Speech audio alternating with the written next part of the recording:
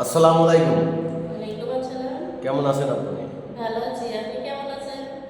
আল্লাহ খুব ভালো রাখছে, তবে আমি একটু অসুস্থ। আমার জন্য দোয়া করবেন।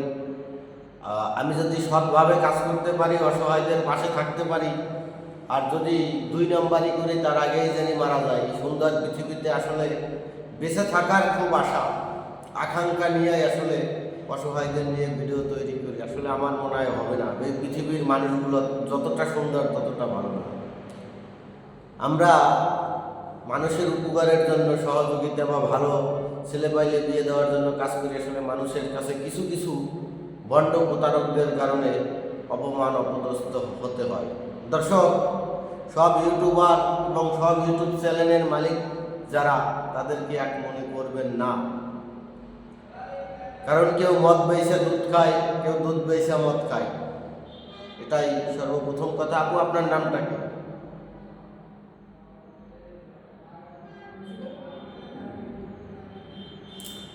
তো আপনি এখন বর্তমানে কি করেন?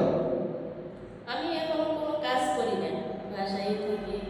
কারণ আমার কোনো জব নেই, কোনো কিচ্ছু নাই। রিজিকের মালিক কে জানেন? রিজিকের মালিক আল্লাহ, কিন্তু কাজ না করলে তো রিজিক আল্লাহ নিজের হাতে দিতে আসবে না। আসবে কি? কাজ করলে তো রিজিক আল্লাহ ভালোভাবে দিবে, সুস্থভাবে দিবে। এমনি এমনি তো আল্লাহ হাতে এসে দিয়ে যাবে না, কাজের মাধ্যমেই তো দেবে। এটা কি এমনি এমনি কখনো কোনো কিছু পাওয়া যায় না, কোথাও না। দর্শক, আজকে যে আপাটিকে আপনারা ক্যামেরার সামনে দেখছেন, সে হয়তো আর জীবনে কোনোদিন ক্যামেরার সামনে আসেনি।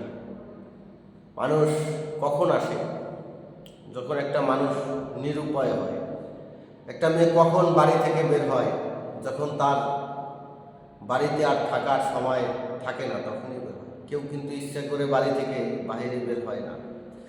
মাতাল কবি রাজ্জাক দেওয়ানের একটা গানে খুব সুন্দর একটা কথা বলে গেছিল, স্বর্ণের হার বেশ্যার গলায়। যারা ভালো মানুষ তাদের ভাত কপালে জোটে না।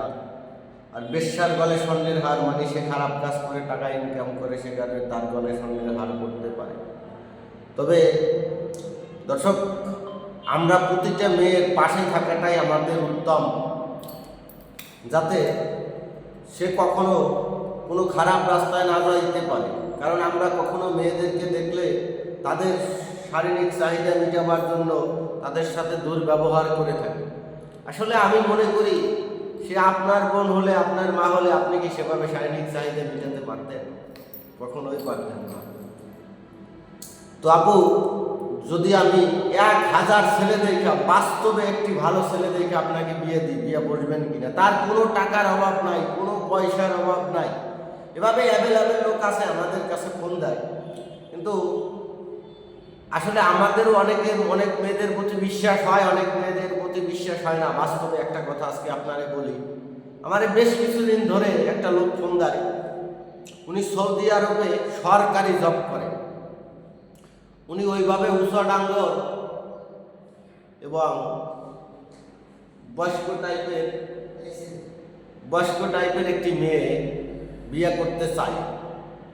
প্রায় সময় ফোন দেয়, কিন্তু আসলে ওনার ব্যবহার এতটাই ভালো লাগছে আমার কাছে, কিন্তু আমি ওইভাবে মেয়ের ওনারে জোটাই দিতে পারতেছি না, তাই বিয়ে দেয় না। কিন্তু সব মেয়ে খারাপ না, মানে এক একজনের পছন্দের এক একটা ক্যাটাগরি। আমি যদি আপনারে নিজে, আপনার আপন ভাই বা আপনার আপন একজন মাথার বট গাছ হইয়া কোনো ছায়া দেখা বাস্তবে ওইভাবে টাকা আলা, ওইভাবে পয়সা আলা, যাতে আপনার কারো দুয়ারে হাত না পাতা লাগে, এভাবে একটা ছেলে দেখে বিয়ে দিই, আপনি কি বিয়ে বসবেন? জি, আমি একজন ভালো মানুষের সাথে আছি। টাকাটা মেটার নয় সেখানে। টাকাটা মেটার নয়। সে সৎ মানুষ হতে হবে, তাকে সৎ ইনকাম থাকতে হবে তার। আমি ওইভাবে একটা ছেলে দেখে দিব যে আপনাকে কখনো বাইরায় নামতে দেবে সে না, তার আমাকে নামার। সম্মান করবে কিনা সেটা আমার দেখার বিষয়। জি আমাকে সম্মানের সাথে রাখবে কিনা সেটা দেখার দরকার। জি জি টাকাটাও দেখার দরকার নয়। জি ও জি। স্বল্প ইনকাম হোক, সমস্যা নেই, কিন্তু ভালো মানুষ, সৎ ইনকাম, এটা দরকার। দর্শক, সব ইউটিউবাররা খারাপ না, সব ইউটিউবারদেরকে গালাগালি করবেন না, সব ইউটিউবারদেরকে ভুল বুঝবেন না। এই যদি কেউ এই আপাটিকে বিয়ে করতে চান, আমাদের চ্যানেল কর্তৃপক্ষ নাম্বার দেওয়া থাকবে, আমি ওনার নিজের ভাই হইয়া ওনাকে বিয়ের সাথে দিয়ে দেবো। তবে ছেলে কর্মঠ হতে হবে, ছেলের কিছু থাকবে না থাক তাতে আমার দরকার নাই, ছেলে কর্মঠ থাকতে হবে। গাঁজাখোর, মদখোর, বাবাখোর এ ধরনের ছেলে হলে বিয়ে দিব না। স্পষ্টভাবে বলি, আমি জাহিদুদ্দিন আপনাদের পাশে আছি। সরাসরি আপনি আমাদের সাথে যোগাযোগ করবেন। ইনশাআল্লাহ সবাই ভালো থাকবেন, সবাই সুখে থাকবেন। আল্লাহ হাফেজ, আসসালামু আলাইকুম।